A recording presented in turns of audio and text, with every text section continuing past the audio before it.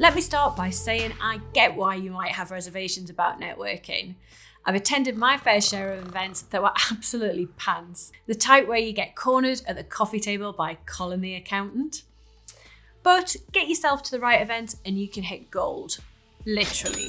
A few years back, I attended an industry networking event and started chatting to a lady who turned out to be the graduate recruitment manager for a big insurance company. I shared with her my previous experience with large-scale mock assessment centres. I know, super niche, right? Well, as it happened, her uncle was a professor at a university who wanted to do something similar with his students.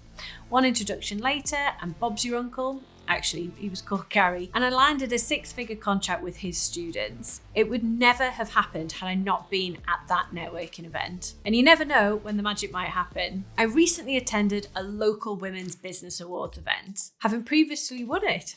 Go me. I was happy to support the event, but I didn't expect anything more than a nice morning out of the office. Again, I got chatting with another speaker.